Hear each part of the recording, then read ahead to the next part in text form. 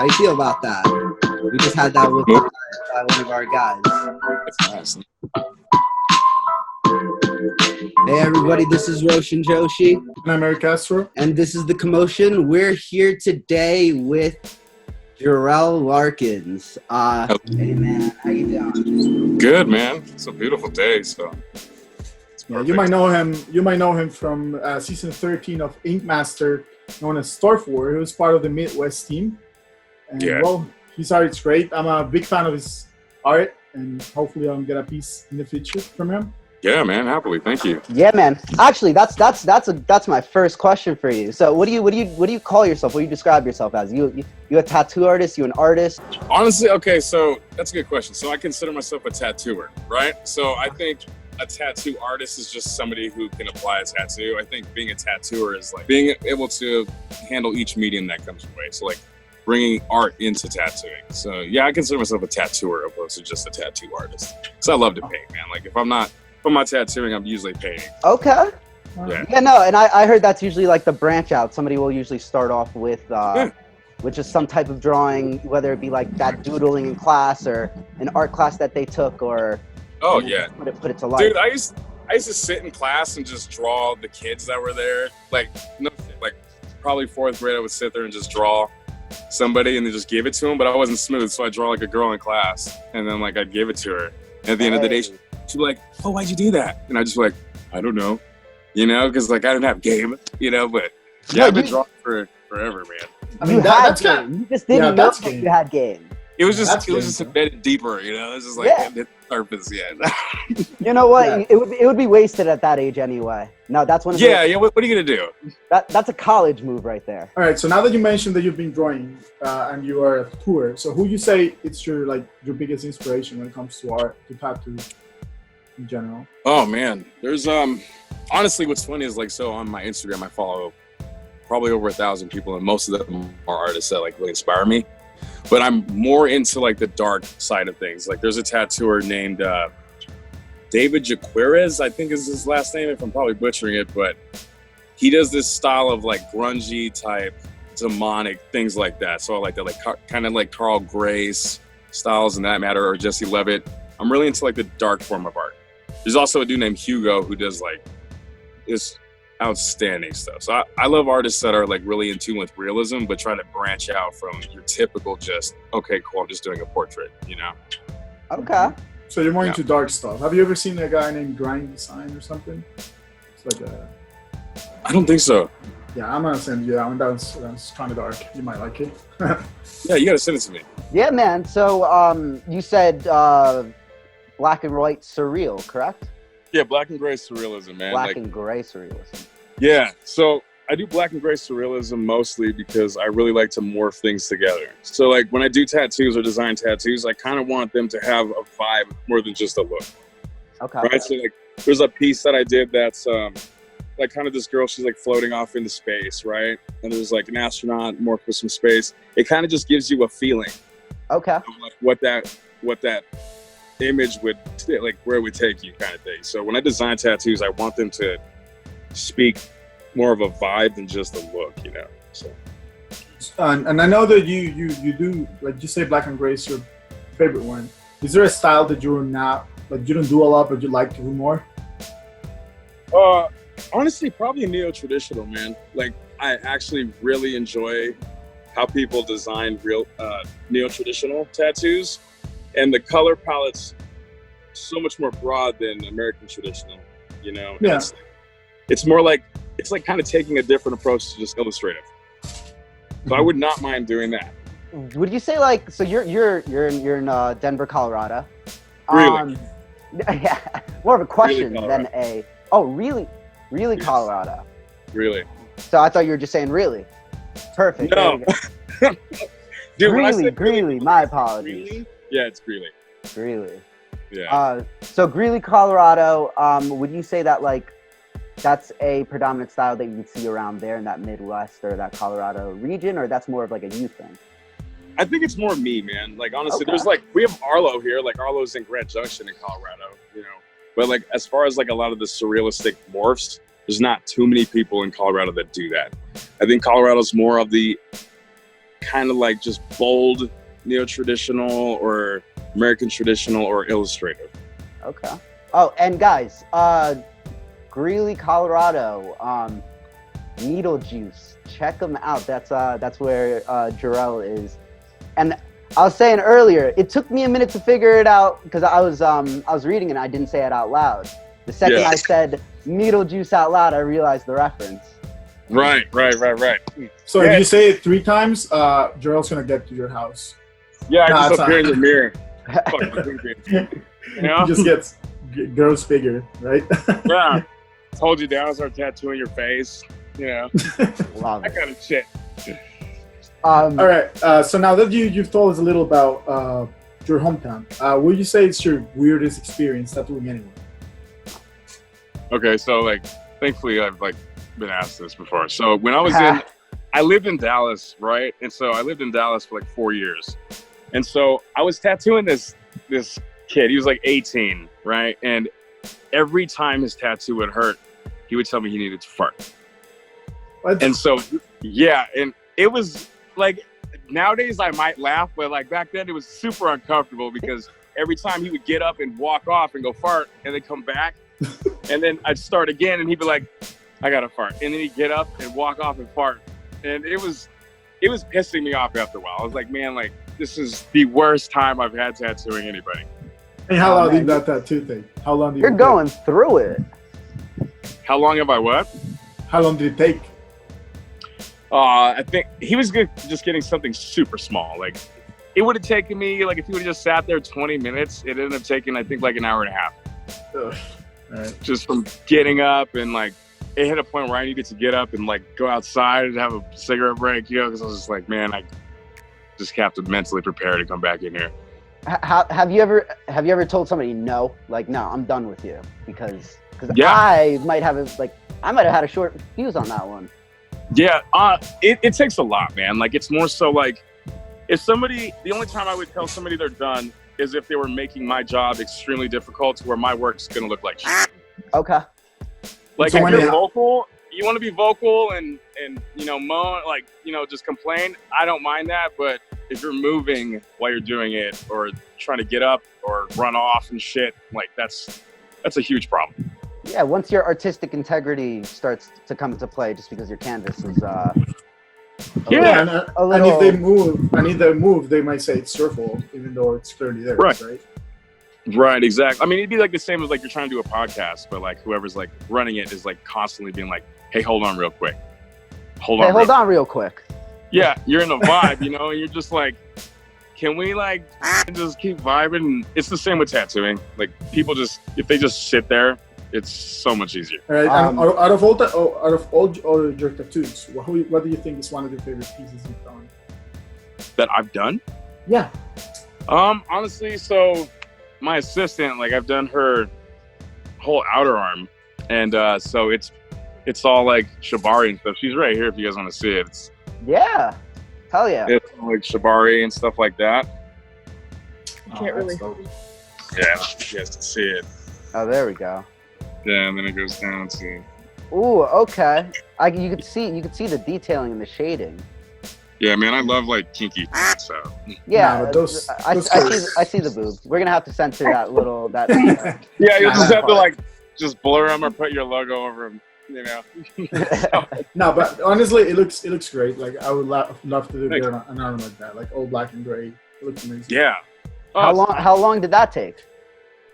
I think we took like maybe 8 hours total.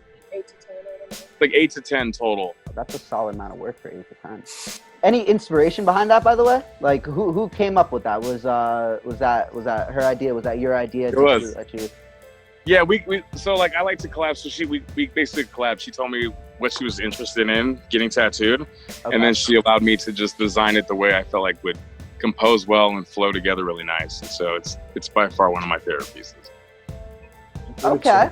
You just answered a little question between me and Eric, which was, can people collab in the industry? And I actually, being the layman and not knowing, was like, how do you collab as a tattoo artist? So how about you tell me a little bit more about that?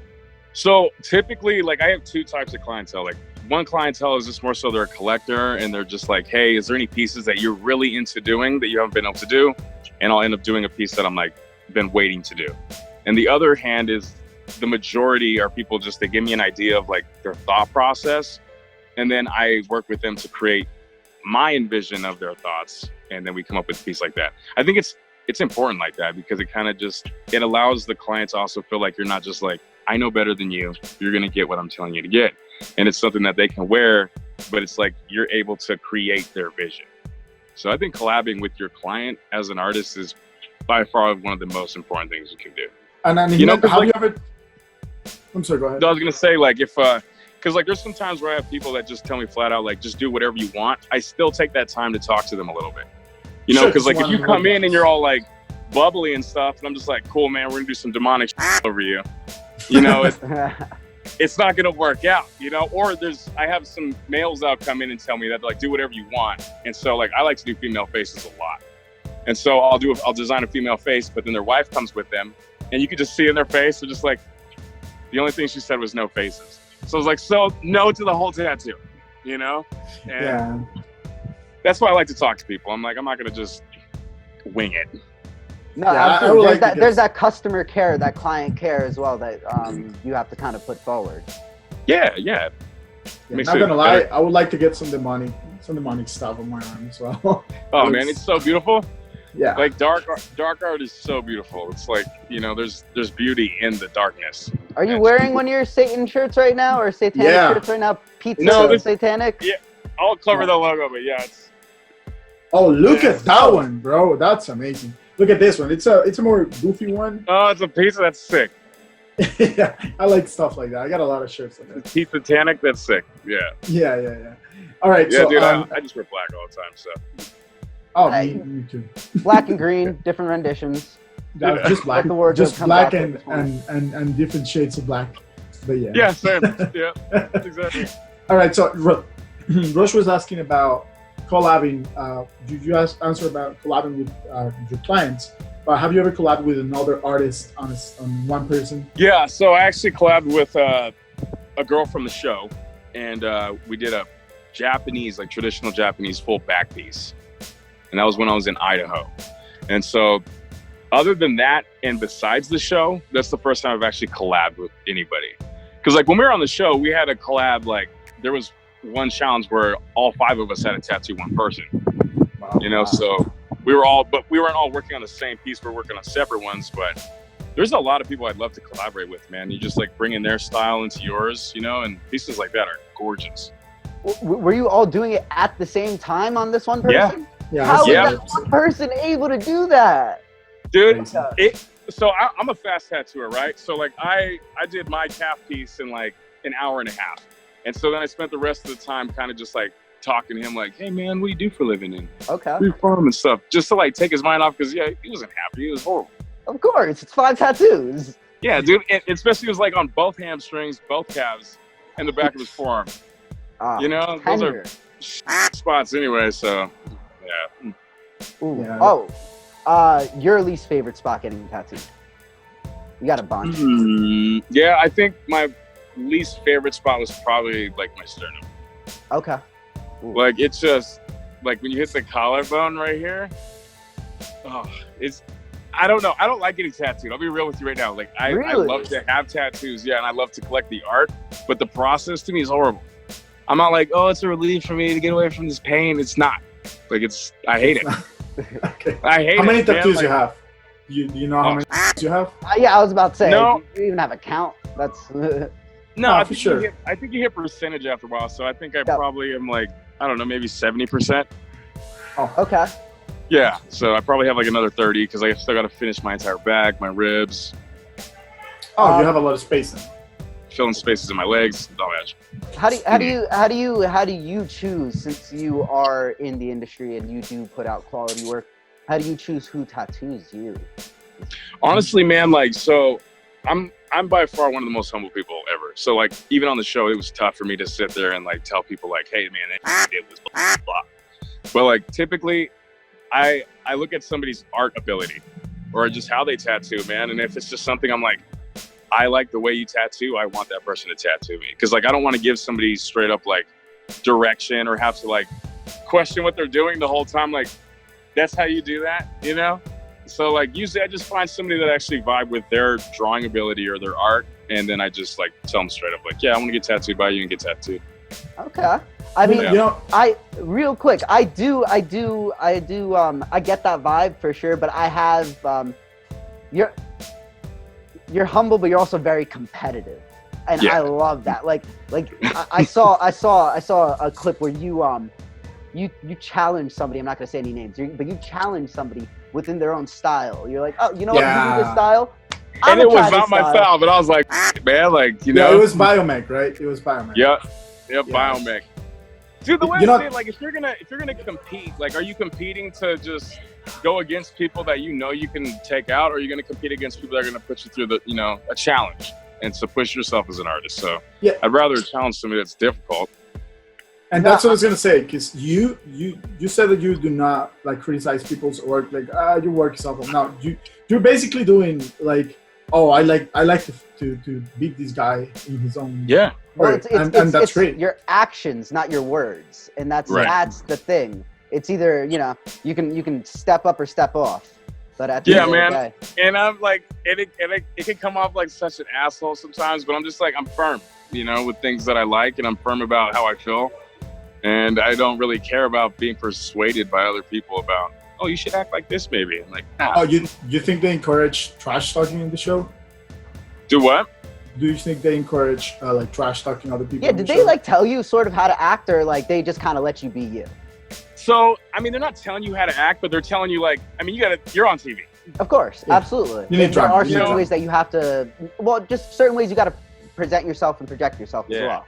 Yeah, and you want to like basically like make it entertaining for people, and like typically I'm not a talker. I'm the guy, like, if I get food at the restaurant and I hate it, I still say it's good, I just don't eat it again. Okay. You know what I mean? Yeah, But- absolutely. But on the show and stuff like that, when it came down to like the tattooing, I was so focused on myself really that like when I had to bring in the aspect of talking trash about other people's work, it was out of my normal character to do Out of that, your because I'm not going element. to bash you, I'm just firm about myself. But it actually got kind of fun, because like at the end of it, like, we're for the most part, we're all cool, but like people do get sensitive about it and they get hurt, and you can't talk to me, man. Like when people talk to me, it makes you smile, because I'm like, you want to do this? Like, you really want to go? And then I'll go in. So that's fine with me. But yeah, like during the show, it was a different approach to the tattoo. I don't think a lot of tattooers, we just run around just like being like, yeah, you're working. Yeah, I mean, another- that's just being a crappy person, honestly. Like, Yeah, seriously. I've seen a lot of people being a little prickly in the show, to be honest. But you Well, seem like I look at things holistically as like, whether it be, I mean, my reflection of it would be like when I'm playing a sport or something like that, Right. and I'm killing it. I mean, I'm not talking trash to the other person about them, but I am saying like, bro, you can't cover me. It's not gonna happen. You ain't catching up. Exactly. So, and that's within the same scope or within the same cosm, because you guys are doing what you're doing at the end of the day. And it is a competition. So, hey, if you got that gas, like, you got that gas. That's why on the show, like the whole time I told everybody, I'm like, I paid attention to what people can do. And I was like, if I get that chance and your style comes up, I'm going to pick your style and I'm going to go at you with it. And like, and you there was a time, a certain challenge where we had to do portraits, and my team was totally like on some like, oh, cool, Jerrel's going to hook us up. But I wanted to challenge the portrait people, and not help my team. So everybody's just like, you're a snake, you bailed on your team. And to me, it's more so focused on like actually trying to go against somebody who does the style I'm doing. because you want to be the ink master. You don't want to be the ink strategy guy. Yeah, right. You just got carried the whole way. You're like, yeah, I just took out everybody that was bad and then just sabotage. Like I'd rather just like straight tattoo. Like Now you head want to head. you want to be a bad man. You Yeah. want to be bad. You want to be bad. Yeah, and internally, like if you lose that, this talk to me about, I'm just gonna laugh about it. Because what are you gonna say then? Oh, I just had a bad day. I'm sorry. It's just- Nah, Yeah. I love the personality, man. I mean, like, what do you? So you are pretty straightforward, very bold. Like, what do you attribute that to, like, in your past? Like, tell me a little bit more about your past, actually. How'd you get into the art? Like, what's going on? Yeah, okay, so, like, my past is, like, it's kind of crazy, man. So, like, I grew up in Denver, and so when I grew up, like, I was just raised by my mother, so it was just me, my brother, and my mom. So my mother, she was doing good for a while, but she had a pretty bad drug addiction, right? So I kind of had to become, like, the father of the adult of the family and, like, take care of my brother and, like, move around and stuff like that and kind of, like, handle because she wasn't. Got you know, and so into it. Yeah, it hit that point and then, like, basically ended up in the foster system. And so, like, grew up in foster care, and still at the same time, I was so determined, like, to actually, like, pull myself out of that. And I was like, I need to do something with my life. So at the time it was school. So, you know, like, even though I hated school, I still got straight A's in school, you know, because my original plan when I was young was not going to be tattooing. I wanted to be a pilot. So I wanted to go to the Air Force. Yeah. So I wanted to get straight A's and go to the Air Force and be a pilot, a fire pilot, and all this and that. But life just has its way, you know, you get older and you start just getting fed up with all the bullshit all the time of, like, raising yourself, and, like, that anger comes about. And so I went through, you know, a rough criminal history and, like, gang history and stuff like that. And it kind of made me a pretty solid person as far as that. And then, but I think the thing that made me the most solid was when I actually had a kid. Okay. Right? You know, so, like, when I had a kid, all that little shit was no longer important. It was more so about, like, I do, nothing's a joke, nothing's funny, I need to handle my business. And it kind of made me tougher than I want to be, you know, because, like, I lack empathy pretty bad sometimes, you know, but it's more so because I feel like in life, if happens, like, we can cry about it, or we can just try to work to fix the problem, because crying about it's not going to fix it. Well, that's because you've been through it. Like, Yeah. you've been through so much in your past, and you've gotten through the other side of it. So Right, exactly. That's why I don't yeah. like excuses from people too, man. that's empathy in and of itself. Yeah, Yeah, and yeah. honestly, now that we know more about your past, I actually kind of respect you more, because the fact that you were such a Thanks. successful artist and that you've gone so far, and thinking Thank that you. you had to be, like, the parent to your own brother and all that, you know, that's rough, and you still managed to go through it and be successful at the end. Something I man. like to say is, you know, from the concrete, a flower or a tree Blossoms concrete. from the concrete. Yeah, absolutely. You know, It does. It does. so It's just like, man, the way I look at success and things like that is, like, we all have to have a plan. And if you think it's just going to happen tomorrow, it's not. But the proper way about going about something is set yourself up for a goal you want to achieve and take the small steps that are required to get there. Because by the time you hit that goal, all those small steps that were difficult in the beginning that you took, they're no longer difficult, right? Yeah. You've surpassed them. So then what do? You go to your next goal. And so now that previous goal you took is easier than it was when you first got it. And so if you keep that thought process of pushing your life, there's not a lot of things that are going to stop you. And this, anybody watching, guys that are watching at home, really sit down and take this into consideration, because it's very dependent on your mindset, on how you want to strive and push forward. And there are people, real life examples that you can look at, specifically right in front of you, for now. And then even looking around you as well. So don't give up on yourselves at any point in time, because there are people that are putting this to practice, and it's right in front of us right now. Yeah, exactly, man. Like, we can make excuses for everything, or you could just not, you know, just do it. Yeah, and now that you mentioned that you never planned to do a tattoo, how did it start? Like, how long ago? How did you get into tattooing, actually? Yeah. And all that? Oh yeah, cool. So I think it was like when I was 15, I went to jail for like 6 months, right? Because I was just like being a jackass. And then was it big boy jail or was it juvie? No, it was juvie. Okay. So I'm just it's more than I've done. I'm just asking. Yeah, dude. The only time, like, I've done quite a bit of stays in big boy jail, but it's all like just dumb, you know. Okay. Like, Yeah. When I was younger, like, I came out of that situation. I was on house arrest, so I had to do house arrest for 6 more months. And then my brother has always been the one to, like, push me for stuff. Like, he's seen, like, my art and stuff, and so we've always wanted to get tattooed. So my brother's actually the first person to buy me a machine. So we bought me a machine, like a little kit off of eBay, you know, which now, like, I would tell anybody, don't do that. Like, don't Of course. go about it that way. By the way, at the guys, time, we're like- not endorsing that. No, as don't do Jerrel that. has just stated. Yeah, no, that's the wrong way to go about it. But at the time, man, I didn't have anybody to teach me, and nobody's going to teach me when you're 15. Yeah. And the industry when I was younger was it was focused on more bikers, you know, especially where I was at. It was a lot of bikers. Like if I was in LA, it'd be a different story, but in Colorado, it was more bikers. And so they didn't want to they're going to take some black kid, you know, to like teach them how to tattoo, you know? So I kind of just had to look at it like, I got to figure this out for myself. And so I ruined my brother's skin quite a bit, you know, and we're trying to fix a lot of it now. And then, but he's the one who kept pushing me. He's like, nah, man, you got this. And even how they would be, he would still tell me like, this is great. This is great. Yeah. And it would keep pushing me to do it, you know? And so after that, like I didn't go back to school. Like I dropped out of school when I was 14. I got my GED when I was 17. And just school wasn't for me, man. I wanted to work. So like I had my first apartment when I was 16 and stuff. I was just like, I wanted to be an adult already. You know, I think I grew up as an adult, as a child, and it was just, the child was not for me. And so later on, I met people that did tattoo.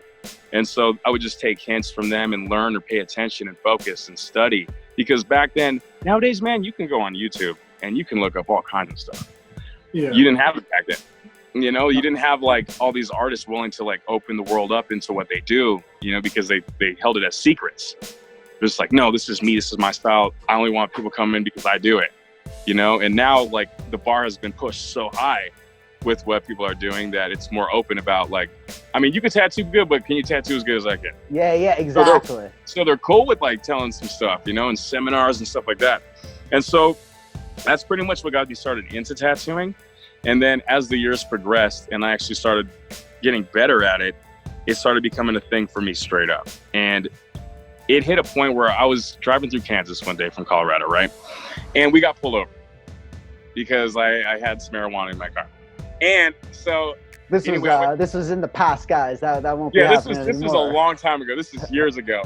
And basically what happened was I went to jail and then they just let me go in Kansas after a while. And they're like, we'll give you a court date. Well, my car, I was coming from Colorado after doing some tattooing here, and somebody broke into my car in the police impound, what they said, but they stole all my tattoo stuff. Everything. They sold it? Well, they stole it. They stole it to probably sell it. Oh, yeah, no. exactly. But so what I did was like, you know, I was bummed out about it at the beginning, but then at the same time, I was like, you know what, I could use this opportunity to have a fresh start into tattooing. You know, like get better equipment, put more dedication into it, focus harder. And the minute I did that it's, as odd as it sounds, that little part that happened actually pushed me to be a better artist. And so from there on, it's just been like, not a lot of things can screw me over, you know, it's like, it happens, you just move forward and just keep, pursuing your career. I think it's a thing about attitude, because you're literally looking at the bright side in a rough situation, because you got stolen, and you're like, nah, this is not going to stop me. And you become more battle hardened too when exactly. you actually deal with life. Exactly. The more so I think coal, you're gonna get a diamond. Right. Or the coal's gonna break. One or the other. Yeah. Jerrel, so you never apprenticed. You just straight up started tattooing. All right, that's great. Yeah, it's like 50-50, man. So like I think now it's okay because like I'm a successful tattooer now and I'm established. If it wasn't for that, that's not okay, you know, because everybody's just like, because you're a scratcher, that's what that is, you know. But I was a scratcher for years until I decided to get into a shop, but I didn't consider myself a professional tattooer until I was in a shop. So that's why I say, like, tell people, like, I've been tattooing for 9 years because that's when I actually started making it a career. I was also working a full-time job while tattooing, you know, and trying to raise a kid. And so, like, I was just constantly working and running back and forth and nonstop. And I can't even tell you how many hours I've put into each day just trying to get, like, a piece of the pie that I was trying to get, you know. It's a lot of work. Yeah, so you've been tattooing for 15 years, but you consider yourself a tattooer from 9 years ago, right? Yeah, exactly. Have you taken an apprentice at all, ever? Yeah, I've actually taken, so my brother, he's actually my apprentice right now. And because he's guy that bought you the machine. Oh, I wanted to ask you, is this your older or younger brother? He's my younger brother. The younger brother. Your younger brother bought you a tattoo machine. Yeah. You were 15 years old. How old was he? He was 14. He's a year younger than me. Your younger brother stole a tattoo machine. He like ordered it off of like eBay or some shit. But yeah, my younger brother has been like my biggest supporter, man. Like through everything, he's always just been like, like just boasting about me and like trying to push going. Jesse. Shout out Jesse. Yeah, Shout out to Jesse, a solid dude. And his music's sick. He's super good with music too, and he's trying to work on his music right now and stuff. But cool. Send that over to us. We'll put it in the description below. You guys can check out Jesse. Yeah, I definitely will. You do some music as well, right? Yeah. I did. Me and my brother used to have a group called Candyman and Twisted, and we actually did a lot of shows. We did probably like 300 shows, and we did it for many years. And then I branched off and started doing some R&B stuff. And then I was like, that was my ending point, though. I was just like, you know what? Like, I released like an R&B album, and I was like, I think I'm gonna kind of just focus on art. You know? What were you in before? Were you in hip hop before, and then you transitioned to R&B, and that was it? Mm-hmm. Yeah. Oh man. Yeah. And then I was like, you know, like, because like here's the way I look at it. Like, if I'm trying to like go towards a career, right? Who's at the top of that career, and can I come close? Okay. Hey, there you go. Good gauge. Okay, that's actually a great way to look at things.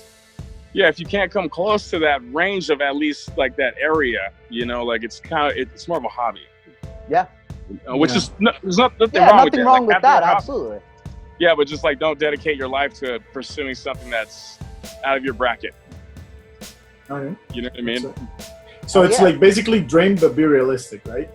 Yeah, exactly. Like you can have dreams, but just like put together the actual realistic steps it takes to achieve those dreams and have the heart to do it. And understand that like you're not going to be an Olympic athlete if you start training at 30. Like it's not going to happen. But no, you know, like I mean, here's what's funny though. I actually learned that the owner of Walmart, right, the founder or whatever, he actually opened Walmart up when he was in his 40s. Wow. So that's like a cool thing. I'll tell people like, I mean, it can happen, but like, do you have like the stuff to make it happen?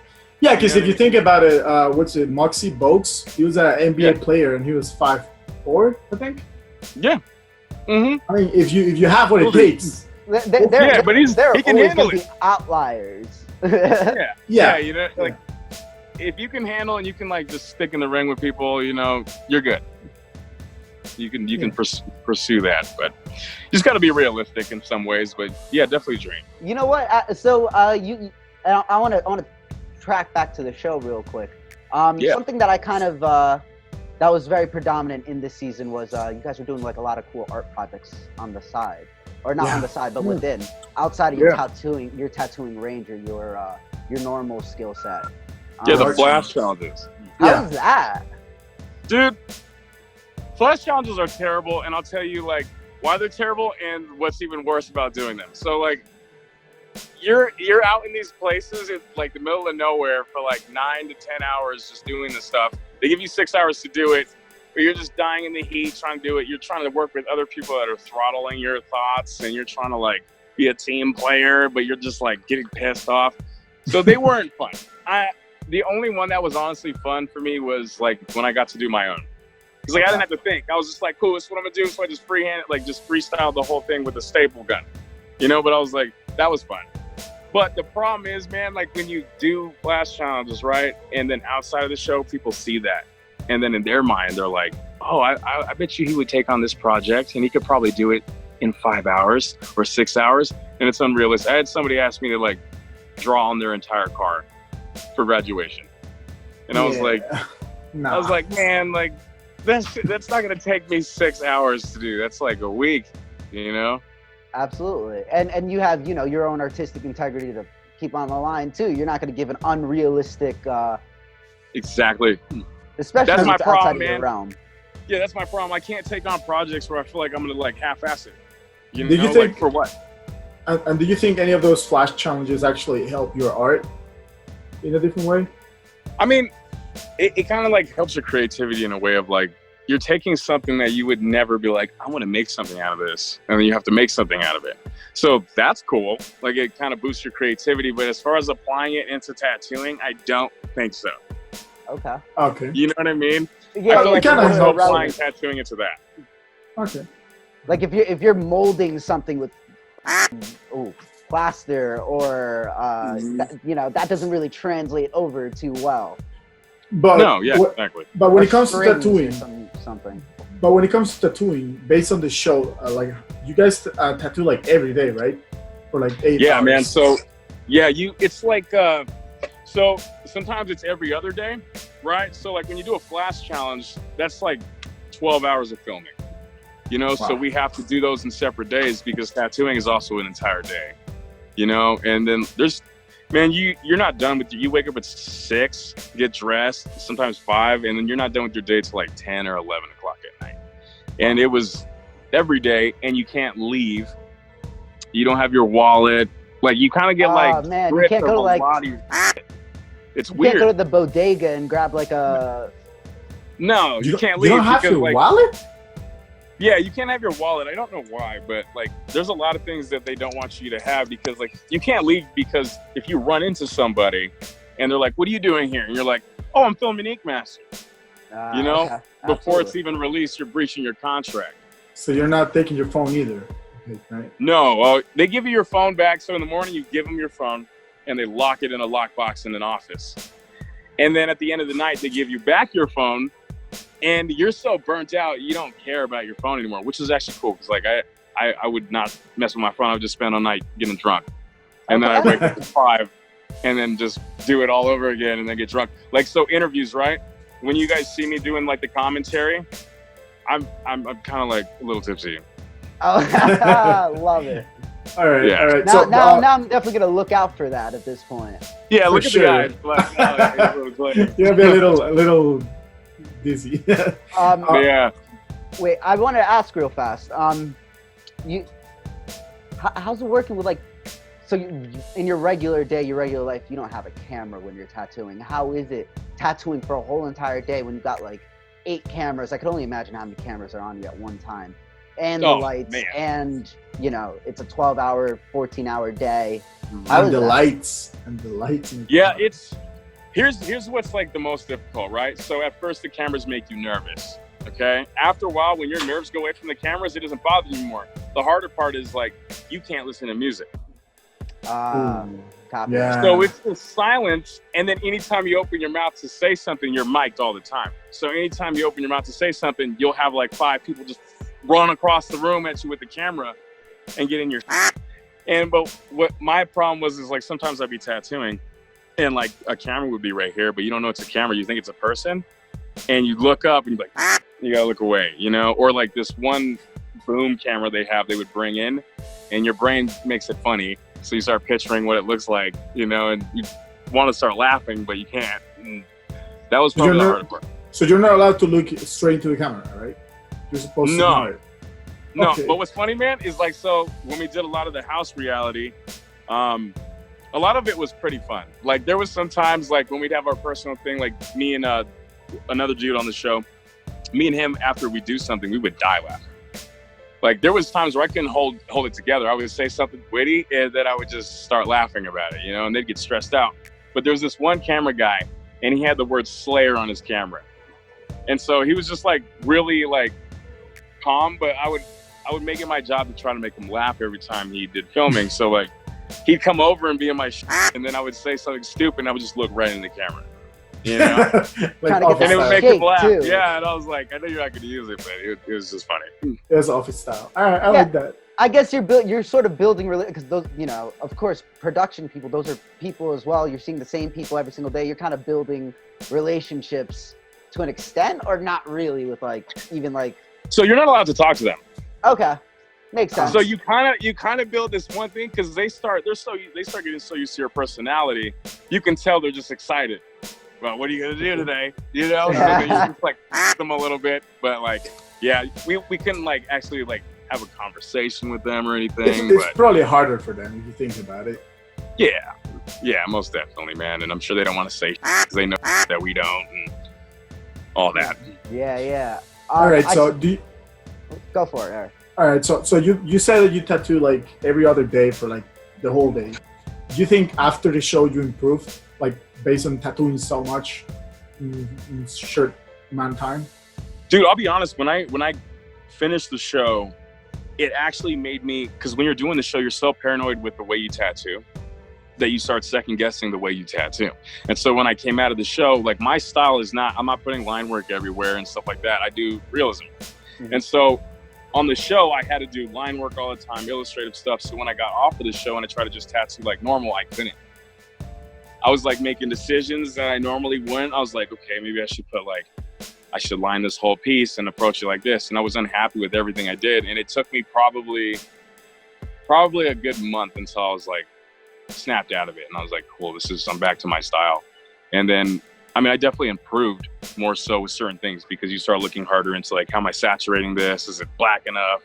You know, is the lighting correct? Gives you more of like an objective viewpoint.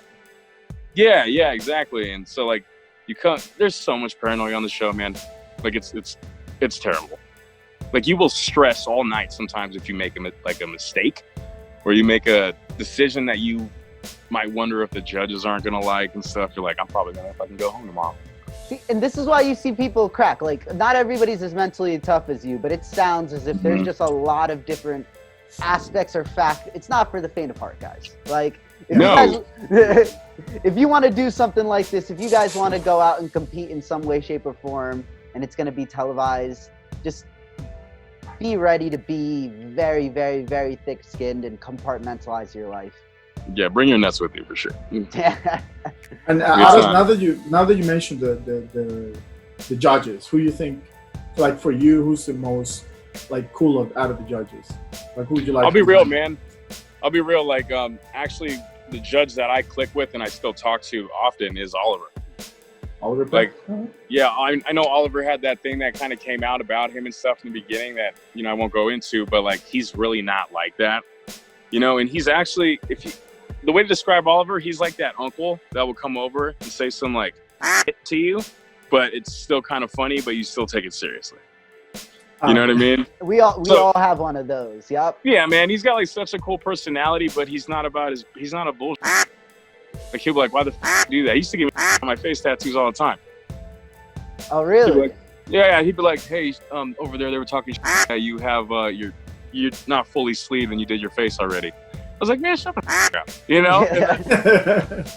He's just cool with it. He laughs and he was the one I vibed with the most, and I still talk to him. All right, so now that we know how you started and that you mentioned that the industry is a lot different now, because I know it's changed a lot. Basically, if you think about it, 10 years ago, tattoos were not as popular as they are now. And right now, business is booming for you guys. So how do you think it's different now than it was when you started? So I think now people are more willing to teach, right? And so it's a lot easier if you're an artist and you want to be a tattooer, dedicate all your time to drawing, right? Draw just constantly. Find a shop with somebody that you highly respect in the industry that you want to learn from, and it'll just show up, like, because honestly, like a lot of tattooers appreciate that you show up like, hey man, is there anything I can do? Can I take out your trash? Can I do this? And you start sprinkling in your art. Maybe bring your art book and draw, or just ask them, can I draw here for a little bit? A lot of tattooers aren't going to say no, right? So you want to build that kind of bond with the shop as a whole. And then if you're lucky, you'll go ahead and get that chance. But a lot of times tattooers are looking for somebody who's beyond dedicated, because going through an apprenticeship is not easy. You will do a lot of shit you don't want to do. You're trying to work a full-time job while trying to learn at the same time, and it's super tough. And so tattooers are looking for like, are you a weak person or are you a strong person? Because a lot of tattooers will tear you down and then they'll try to rebuild you, And so nowadays, a lot of people have more of those options. There's so many tattooers compared to how there used to be, that there's more people willing to teach people, and it just comes down to like, well, does this person have the drive that I need to learn from me that I'm going to dedicate my time to do it? I will say this though, in no way, shape or form do I agree with apprentices having to pay for their apprenticeship. Oh, yeah. I didn't know that was a thing. Oh, it's a big thing. They'll be like, okay, it'll cost you $5,000. I'll give you a year of training, and then what happens is you do this year of training and then they just let you go. Yep. Into the world.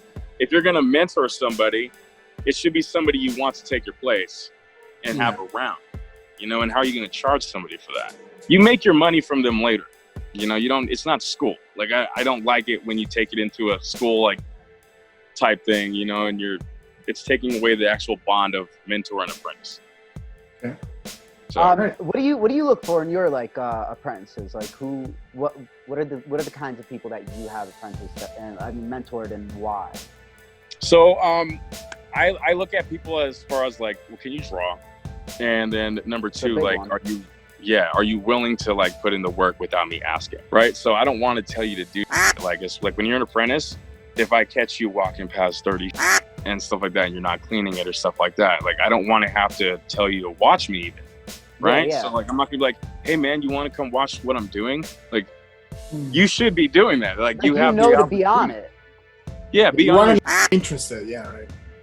Yeah, because like I look at it like, okay, cool. So if you're gonna be an apprentice, you're gonna be a tattooer at my shop. Can I leave my shop and trust that you're gonna run it correctly? Can I leave my shop and understand that it's not gonna go down the whole down the tubes just because I'm not around to babysit, you know? And that's why my last apprentices didn't work out, right?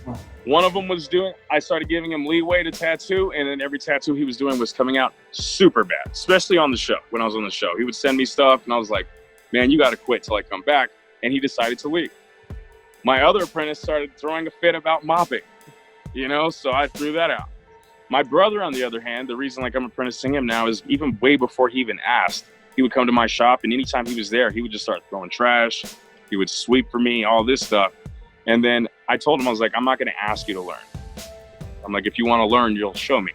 And he showed me. He started drawing constantly at the shop. He's at the shop 24/7 drawing. And then every time I tattoo, he stands there. He doesn't even sit down. He will stand for 8 hours and watch what I'm doing the entire time. You know? And to me, that's showing me that determination, because the industry is tough. It's not easy. Like, especially coming out of the gate as a tattooer, nothing you handle is going to be easy. Everybody's not going to look at you like, hey, new guy, you can do whatever you want. Yeah. No, they're going to give you a lot of kickback on everything, because in their mind, you don't know what the f*** you're doing yet. And You know, that's that mind state that you have to, and that's what I always think too, in just a thought process of if you want to be great at something, you have to pay your dues at first. You can't be a little whiny little bitch. Like you can't complain and cry about every little thing. You said mopping, that one hurt my heart a little bit. It's like, dude, I know, dude. It like, I'm like, who do you think 30 does seconds this shit? worth of work. Yeah. So I'm seeing like the flip of it. So in this new generation, you do have these certain people that are very entitled, but then I do feel as if you have the other side of the coin where there are people that hate that so much that they try not to be that way. So Right, exactly, man. Like, I think we live in a world nowadays where like everything has to be censored.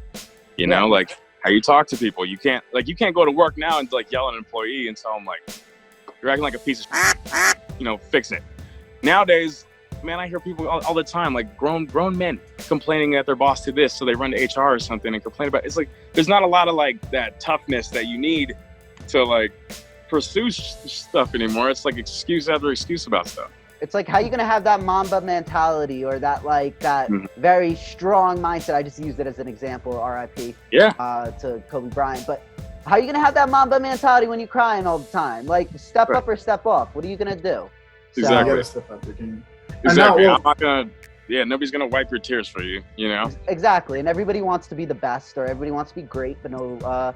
So that's a lesson for anybody listening out there. You know, you want to be great. Put in the work. Like, do what you got to do. You can rise up if you want to. Put your ego to the side for a little bit and take care of your business. I listen to a lot of Gary Vee. I do too. So, and you know what? Shout out to Gary Vee. You're big reason why we even started this podcast, period, because of me. Like feeling some type of way towards Gary Vee, like just listening to him every single day. But just having like a winning thought process, like that Jordan, that Kobe, that Tyson. So Jerrel, now that you mentioned like how the industry's changed and like there are things that are easier now, did you say a lot of people are willing to teach now? What would you say to an artist that's like starting and he's seeing a lot of people just right now? There's a million tattooers coming out every day, and there are a lot of good ones. And what's your advice besides the whole like focus mentality on how to achieve success like you have and keep achieving it and keep going up? What's your final advice? I think the best advice I can give anybody is don't honestly critique yourself and never look at yourself like you're at the point where you can be, right? Don't look at yourself like, no, this is perfect. I think you should over critique everything you do as it's not good enough, right? And then how else can I make this better and improve? Because even if you're doing great work and you're at that point and your mindset is still on this, like, this isn't good enough for me, right? It can be good enough for your client, but it's not good enough for me. You're going to take the steps to improve yourself.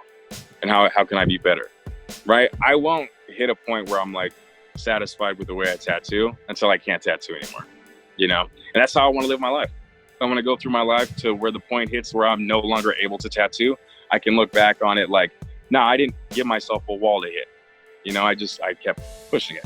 You know, every step I keep taking to improve myself, and every single person trying to be a tattooer has to do that.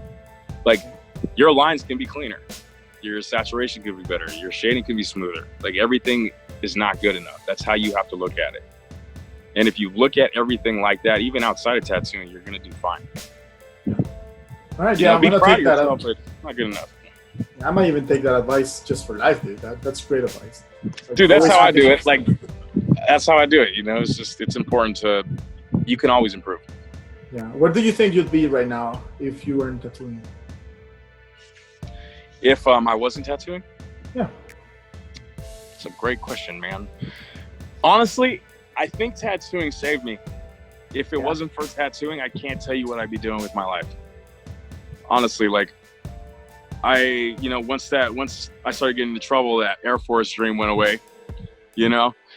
And so, I don't know. I know for a fact that I would always have been somebody successful because I'm just driven like that. I want more in life. What would it have been? I don't know. It's the mindset, man. That's a big thing that I always try to hammer home. It's your mentality, it's your mindset. You can use that type of mindset to whatever direction that you focus in become successful. It's just how your brain's constructed. So I like that, man. I think it has a lot to do with that, with your rough attitude and the rough, like, you're not gonna stop me. I'm gonna get this. I'm gonna be the best. I'm gonna challenge the best, and I'm gonna challenge you in your favorite area. Because that's what I think it will get you anywhere. If you have that mentality. Exactly. So you probably, if you weren't tattooing, you probably be doing something else. Probably on top of that game too. Yeah, something. Yeah, even when I worked a full-time job, no matter how much I hated my job, I still treated it like it was the best thing I've ever done. You know, and I still treated like anything I didn't want to do as how can I make it so it's enjoyable, or how far can I push it? You know, like, even people that are pursuing their career or a dream and you got to work some job that you don't want to deal with. Yeah, you don't like it, but just, you should be putting the same effort into that job as you would for your own career, right? Like, treat anything you get as a situation that you can improve and just work your ass off for it. It just builds character. Mm-hmm. What was your first job? So my first job was for ADT. Okay. And we'll just say my first job was door-to-door sales.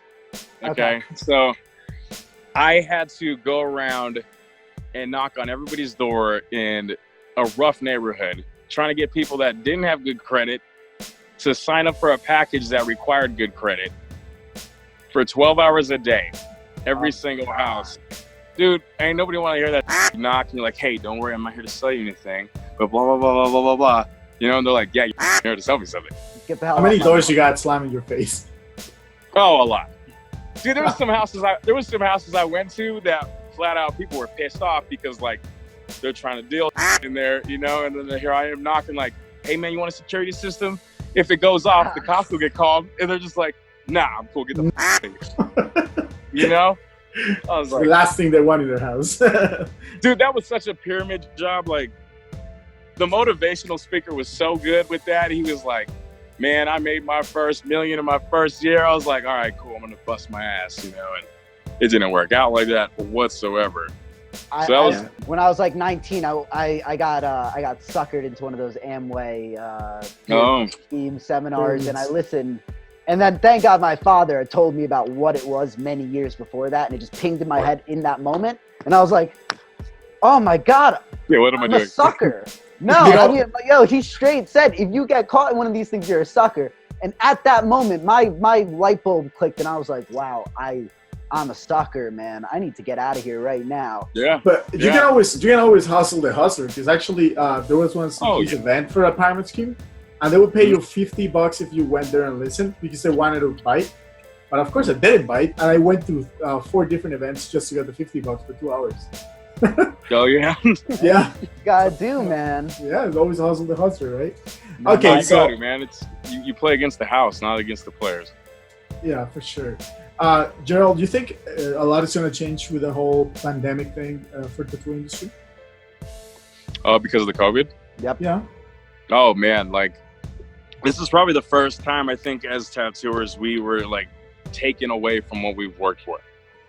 You know, and thankfully, like I'm in Colorado, we got to open the 1st of May, you know, which is good because like this is how we make our living, you know, and it was probably the hardest thing a lot of us had to go through because like all these conventions we had lined up canceled, you know, like all these like the show finale canceled. Yep. Like all these things were canceled, and for a lot of tattooers in a lot of states, they still can't work, you know. And I know from taking 40 days off of, you know, being able to work, it drove me crazy. And it hurts too. It hurts your pocket as well, like your living situation. Bad. I think a lot of stores. I think it makes a lot of tattooers in the industry like more so appreciate what we have as tattooers, you know, and not take it for granted, because we have the tendency to do that sometimes. Sometimes you're just like, I'm not doing that, you know. And I'm still like that sometimes, but it takes you take a step back where you're like, I don't want to go through this again, you know, like losing your passion. Yeah. Yeah, I mean, over here, so in that Jersey, New York area, I mean, everything is still pretty much closed down right now. Yeah. This was the first weekend that it was nice and like they kind of opened up the parks, but I wanted to stay quarantined. I didn't want to get caught in the whole entire like, man, Darwinism. As soon as I started driving, I saw big groups of people. Nobody really cared. Everybody was just living their lives, and I was just like, hey guys, it's the first nice day, but like, let the first wave of guys get taken out first. Wait a couple weeks. No, that's serious. Yeah, just give us some time. Like here, when we had that problem, it just made them implement more. Yeah.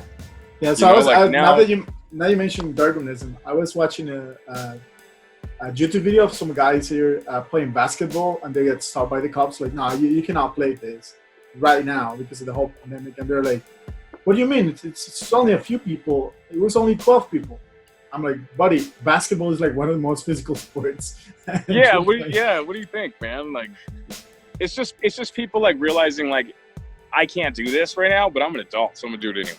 Exactly. You know, but you have to understand, like, you still have consequences, and you actually make it worse for everybody because as an adult, you should know better. Yeah. You know, so for the people that go around like treating it like it's nothing, like, it's a serious contagious virus, right? It's honestly though, like flu is like right there too, right?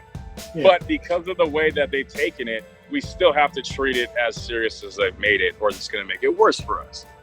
So you just have to do what you're told and let it just get by and then get back to life, you know?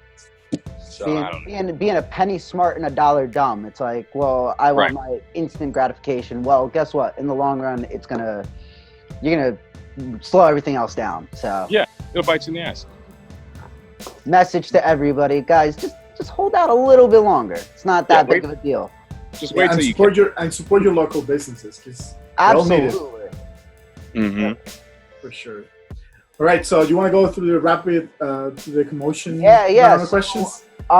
We're gonna wrap this up with a quick, fun, nothing too deep, commotion round, which is basically our rapid fire round, just like a couple questions shooting right at the hip. Okay, this is gonna be weird. Yeah, why not? Yeah, Rush's gonna go first, and then I'm gonna go after with some of my rapid questions. All right, cool. Okay. Well, the first one's easy. If you could give your past self some advice, what would it be? Save my money. Save your money. Mm-hmm. Lunch with one person, dead or alive. You said what?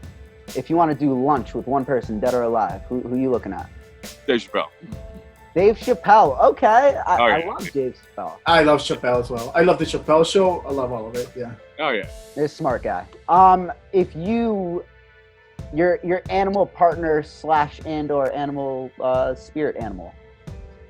Panther. Okay. Panther. All right. Wait. What's yours, Rush? I want to hear it. Oh, it's a bear, bro. A bear? You know mine. Mine's a wolf for sure. Oh, just No. So instead of asking, oh, you know what? What's your biggest pet peeve? Like straight up. I think just people whining about that's like not important, you know? Okay. What's your best habit? Not your worst habit, your best habit. I think I guess I would say like my work ethic. Okay. I overwork, but there's nothing wrong with that. Yeah. No. Favorite food? Pasta. Just straight pasta? Any type of pasta. Okay. White sauce, red sauce, what are we looking at? Either. Or Okay. both together. Yeah. Both together? I don't think I ever tasted that. You gotta try it, it's good. All right. I'll have it on my list for sure. When the world calms down, where do you want to travel to? I would love to go to Milan, Italy. Oh, wow. I just gotta get a passport. Yeah. I want to take pictures of all their statues and the cathedrals and be able to translate those into my tattoos. Okay. Take a little inspiration. Yeah. For sure. Hey, see, they loved it. They agree. It just yelled parkour. It sounded like The Office. Which is perfect because I was gonna ask your most useless skill. Transition. Damn. Jesus, what is my most useless skill? I got one. I could flip my Dude, that's eyelids. Oh yeah, you can. Flip my I eyelids, so there. can do the clover thing with my tongue. That's probably like the most useless skill I have. Got it. I can do this for no reason. Cracker. But I can do it for the whole day. Is that a skill or a defect? No, it's a good skill because what if you just hit a sound effect or something? You could just, Yeah. right there. I got just a few more for you from me. You can only listen to 3 music artists for the rest of your days. Who are they? I'd say J. Cole, Okay. Joyner Lucas, Okay. Nice. I love Joyner. and any type of music. Yeah. Whatever you want, man. Probably Music Soul Child. Say again. Music Soul Child. Okay. Yeah. That's a Google for me later. It's good old school R&B, man. Like it's like Black type era. I like lo-fi hip hop sometimes, so I think I understand. Yeah. Mm-hmm. Most definitely. In the shortest way, and this is a rough one for you, how do you define success? Having realistic expectations and bust your ass to achieve those. Okay. I'm gonna leave mine on that note. Okay, so I gotta ask a few dumb questions because I'm a bit of a geek. So, favorite superhero growing up? Probably Superman. So I know I had a lot of Superman toys. Okay. So just I and see fun that. fact, my name is the name of Superman's dad. Jerrel, you're right. Yeah. Oh, you are right. Oh Mhm. God. Oh my God. Yeah, I never thought of it. All right. Yep. Got All that. right. Favorite cartoon growing up? Dilbert. Dilbert. All right.